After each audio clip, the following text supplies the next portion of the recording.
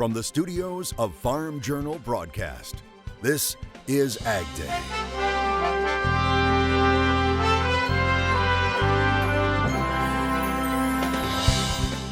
Coming up today on AgDay, with every stitch, one North Dakota woman is making masterpieces. It's like drawing with thread. Meet one of the top quilters in the world. Plus, if there's a Phase 1 trade deal with China, where and when could it be signed? And after a wild weekend of weather, what does the rest of the year hold for harvest? If anything, it's getting worse. AgDay, presented by the Chevy Silverado and the all-new Silverado HD, the strongest, most advanced family of Silverados ever. Good morning, I'm Betsy Gibbon. Harvest is still on the move as a new month begins. Because of that, USDA is extending its harvest progress updates into this month, and that's later than usual. And as some farmers hurry to harvest, some meteorologists say the forecast isn't looking good right now. Harvest is a stretch this year, and a historical one. This has really been the second latest corn harvest in the last 25 years, behind 2009 or only ahead of 2009. USDA saying 84% of corn in the top 18 producing states has been harvested, compared to the 5-year average of 96%. Soybeans are closer but not done. 94% has been harvested compared to the 5-year average of 97%. Some farmers may quit harvest and try again in the spring. The other reasons that I'm hearing is farmers are talking to them and thinking about leaving the crop out there is because of the yield being poor. This being mainly our late planted corn, the June planted corn. The yields are below crop insurance and the moisture is high, sitting there at that 25 to 30% moisture range. Part of the harvest slowdown has to do with propane shortages and the high cost to dry wet corn. How big an area will be affected? It's hard to tell right now, depending on what the weather does from here on out. And for farmers still waiting to harvest, the weather may not get any better. If anything, it's getting worse. Now it's turned milder and wetter, and so that window for field work has closed down in a lot of areas. As some farmers wait for spring, Rippey says that outlook doesn't look great either. Some weather models showing enhanced wet conditions all throughout the northern half of the country. We are expecting a snowy winter with periods of cold weather all through that northern half of the country, and that does not bode well for the spring of 2020. If we have another wet spring, which climatologists are starting to say we could, it's going to be a lot harder to get the same type of excitement into markets. We've got a wet crop, low test weight, and that tends to give a lot of shrinkage in the bin. Adding more concern to already fragile markets focused on trade issues, supply and demand, and grain stocks. And we'll continue the weather discussion coming up on AgDay. Tyne Morgan will talk with one meteorologist about this wet weather pattern and what it could mean for spring planting next year. And meteorologist Mike Hoffman will have his long-term forecast for the winter. With talks between the U.S. and China taking a more positive tone, attention is turning to when and where the two sides could get together to possibly sign a Phase 1 trade deal. Farm Journal Washington correspondent Jim Wiesmeyer saying one possible location would be at the World Economic Forum in Davos, Switzerland in January. Wiesmeyer saying President Trump has talked for months about Switzerland as a neutral location for a signing ceremony between the two nations. But the president is also tempering his optimism about any future trade deal, telling former Fox News host Bill O'Reilly in a radio interview, quote, "We can't make a deal that's like even." Adding, quote, "We have to make a deal where we do much better because we have to catch up," end quote. Lawmakers are coming back to Washington after the holiday break as questions remain as to whether the new U.S.-Mexico-Canada agreement can get passed before the end of the year. Just before the break, a major meeting took place about the deal. Trade officials and negotiators from Canada, Mexico, and the U.S. met on Wednesday in Washington to discuss a side letter that would include potential changes negotiated with Democratic House Speaker Nancy Pelosi. The meeting included Canada's Deputy Prime Minister, Mexico's USMCA negotiator, and U.S. Trade Representative Robert Lighthizer. An E. coli outbreak that's tied to romaine lettuce has now spread to 19 states. This map shows all the states affected. It says 67 people have been sickened so far. The good news, there have been no deaths. The FDA is continuing to advise people to avoid all romaine products. That includes whole heads, hearts of romaine, and salad kits for mixes that include lettuce from Salinas, California. The CDC says so far no common grower, supplier, distributor, or specific brand of romaine lettuce has been identified. It's the season of giving, and what better way to kick it off than in true Texas style. A group of cowboys herded longhorn cattle in the parking lot of a Fort Worth shopping mall last week. They marched the steers for a mile around the mall in what's known as the cattle drive for the kettle drive. The Salvation Army's holiday campaign helps pay for year-round operations in North Texas, where it operates more than a dozen centers to help the needy, the homeless, and those fighting with addiction. This video may have you asking, how in the world did that happen? Crews had to rescue a horse that had somehow climbed up into a hayloft of a barn. Here you see part of the rescue operation conducted by the Horry County Fire Rescue in South Carolina. They had to bring in heavy equipment, a large animal vet, sedating the horse before it was lowered to the ground on a platform. The horse, by the way, was okay and was later spotted grazing in a field. Rescue workers still haven't figured out how the horse managed to climb the narrow set of stairs and into the loft. Still ahead, the weather is continuing to be a factor for harvest, not just now, but possibly for several months to come. We'll continue the discussion coming up. And meteorologist Mike Hoffman gives you his 90-day outlook and how much snow we could see coming up.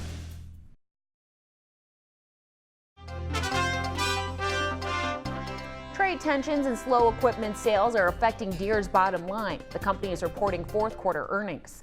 Income is reported at $2.27 per share. That's above expectations, but below a year ago. Deere is also forecasting a decline in sales in the agriculture and turf segment next year. It expects sales in that department could fall between the 5% and 10% mark. Chief Executive John May saying in a statement, quote, John Deere's performance reflected continued uncertainties in the agricultural sector. Adding lingering trade tensions coupled with a year of difficult growing and harvesting conditions have caused many farmers to become cautious about making major investments in new equipment. It's a new month, which means anything can happen in the markets. So let's see how they close before the holiday as a winter storm hammered the northern Corn Belt. Today in the livestock market, the cattle had a new high again. The uptick in the cash business really started to underpin the market. There's both sides of that cash trade are just looking to fill their needs so they don't have to come back on Friday, because the snowstorm could really have some serious effects on the market. And if it continues to stay and gets worse than we thought, then it could go another week, and then who knows about transportation and what have you, that maybe definitely will stall the pipeline a little bit. Feeders were higher as well with that winter storm over most of the country. I think that makes a fluid market support, and actually it's regained all of Friday's losses from last Friday. Now that's on the feeders and on the live cattle market. So the holiday should steady the prices for certainly the next couple of days. But after that, who knows? Are we ready for another surge in beef prices? It could very well happen. I think we've kind of pushed through a lot of the resistance numbers, and we're in a little bit of no man's land. If no one liquidates, this market definitely has more room to run. Hogs did spike up a little bit. They improved the cash pork prices, did support some of the trade. Just as we popped up, though, it started to pull back some. That market is really vulnerable to this kind of volatility, although for the short term it is holding its own, thank goodness, right now. But it did regain some of the losses that we had over the last week, but I expect sideways movement now. Continuing our look at the weather and all the problems it's caused for this year's harvest. Farm Journal's Tyne Morgan looks ahead on what all of this could mean in the spring in today's analysis. Here now with Drew Lerner of World Weather Incorporated. And Drew, when you look at finishing out 2019, heading into 2020, it has been a relentless year for weather. I mean, harvest nightmares for some. Do you see this wet pattern changing anytime soon? I don't see it changing a lot. A little bit. We will manage to reduce some of the intensity of the precipitation because it'll be in the middle of winter. But we've got also cold temperatures, so the evaporation rates are going to be held back. So we're still going to be wet. There's no two ways about it. There's going to be enough precipitation around that a wet bias will prevail. So when you look at the cold, though, are you expecting to see some serious cold weather come into play here heading into 2020? You know, I think the event that we had last month or earlier this month, whenever it was, it will be repeated again. It'll be a lot colder when it occurs, so it'll be brutally cold for a good 10 days, maybe 2 weeks. But it won't be something that's going to last all the way through the entire winter season. And then we'll see it one more time, maybe in March, and the atmosphere will already be warming a little bit, so it won't be nearly as impressive, but it'll still be there. So we will have some bouts of coolness around. But if that happens in March, that does not bode well for folks trying to get in the field. That's exactly right. And we are going to have the moisture around. So drying us out in March, like we'd like to see happen in early field work in the south, it's going to be a challenge. It's not going to be a real perfect year once again. And I do think as we go further out into April, we're probably still going to keep the coolness around. We're still going to have active weather pattern periodically. So it's still going to be a challenge all the way through the early half of the planting season. So you don't expect us to dry out at least through April? Well, let's put it this way. We aren't going to dry out widespread. You know, there may be some areas in the upper Midwest that might see a little better conditions. And the intensity of the wet will not be as serious as it was last year, but we're still going to be wet biased. So, you know, I don't want to make the doom and gloom statement, but we're definitely going to have that bias still around. Okay, Drew, thank you so much for joining us. We appreciate it. We need to take a quick break, and then we'll have much more right here on AgDay. To help achieve your personal best yield, try Delaro fungicide for corn and soybeans.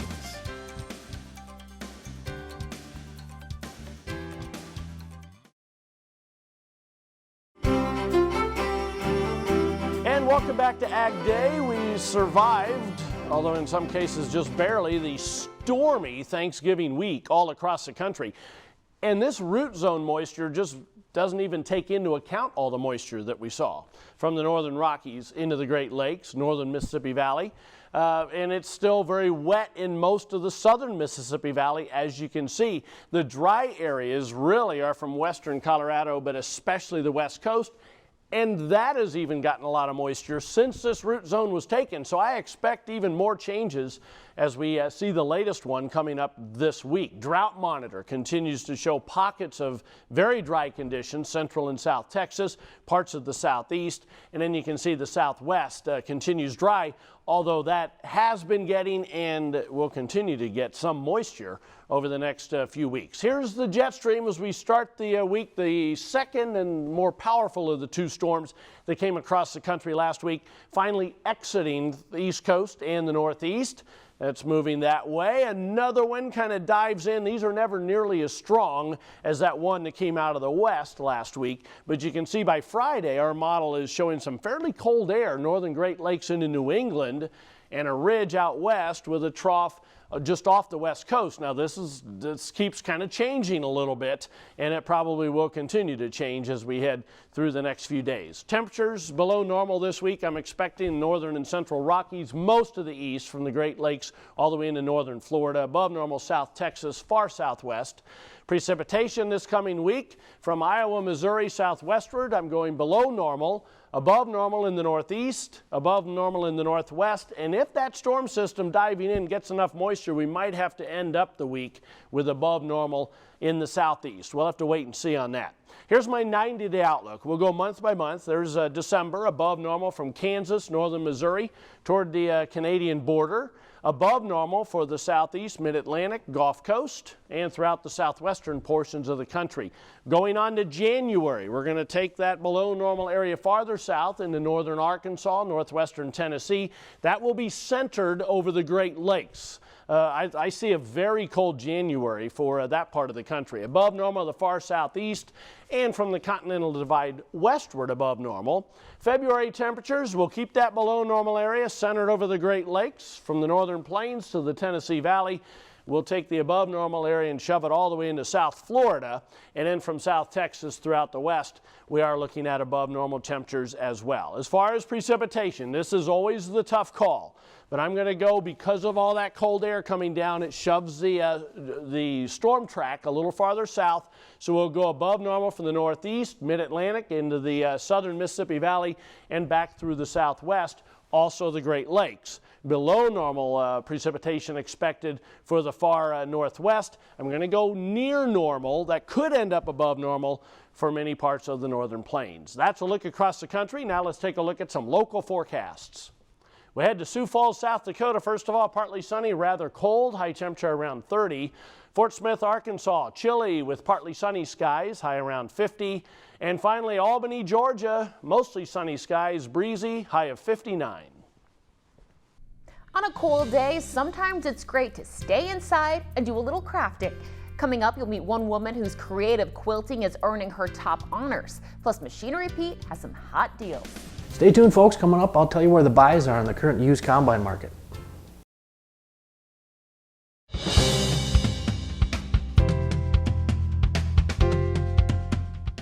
Machinery Pete has been crunching some numbers when it comes to combines, and he's found something interesting when it comes to ratios.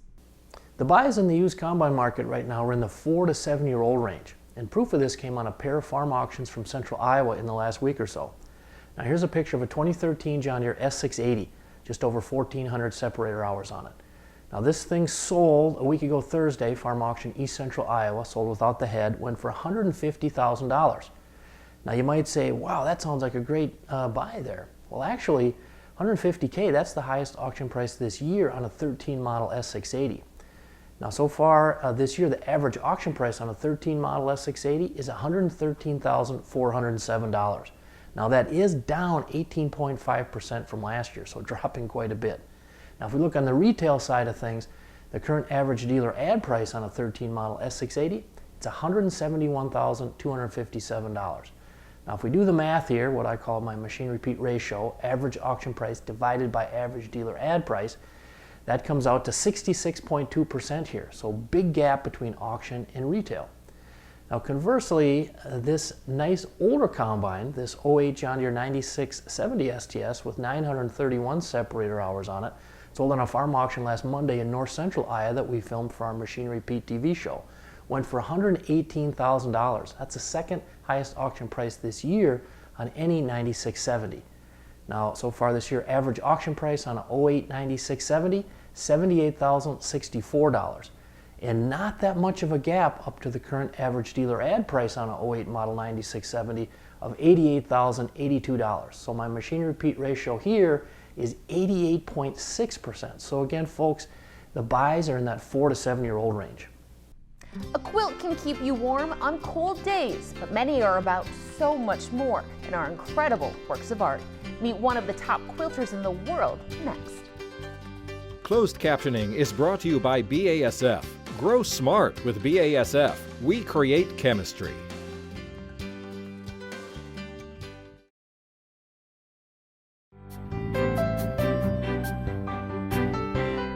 A North Dakota native has surged to the top of the quilting industry. As Cliff Naylor reports, her work has blanketed the covers of many national magazines, and she's won top prizes at numerous shows and exhibits. You could say the king and one of the queens of the quilt world resides in Fargo, North Dakota. I named him Elvis because he's just the king. Elvis is the long-arm quilting machine Clem Busick wields for hours on end. It's like drawing with thread. This tiny office is her castle. She just looks at a quilt and knows how to make it perfect. Needles are the tools of her trade. Clem finishes quilts customers create by stitching her custom designs into the fabric. Because you kind of get into a rhythm, it's like listening to music. She does it freehand. I think that's what a good quality of hers is. It's not computerized. Clem got the stitch to sew at an early age. My dad taught me how to sew when I was about 8, and I've been sewing ever since. Her business partner, Beth Nuther, is a designer, and working together, they've threaded their way to the top of the quilt world. She's in catalogs. She's in quilt magazines. Yeah, she's amazing. I'm just going to do more loops. The International Quilt Festival in Houston is the industry's most prestigious prize. Clem and her partner have placed first several times, and their work has graced the covers of many industry publications. We had no idea it was going to be on the cover, so that was really a neat thing. This masterpiece is being professionally photographed for the Pacific International Quilt Festival. It's been quite a ride. We've had some real success. Notoriety isn't what keeps Clem stitching. I really enjoy doing it. It's a lot of fun. She finishes around 150 customer quilts a year. It's something that makes them feel good about themselves, and I really like that because there's a lot of bad in the world, and it's really nice to do something that makes you feel good. When Clem finishes a quilt, she knows it will keep someone cozy, and she hopes it creates a warm feeling for anyone who sees her work. In Fargo, I'm Cliff Naylor reporting for Ag Day. Clem recently won $20,000 for taking first place in Best of Show at the American Quilt Society show in Kentucky. Well, that's all the time we have this morning. We're glad you tuned in. For all of us here at Ag Day, I'm Betsy Gibbon. Have a great day.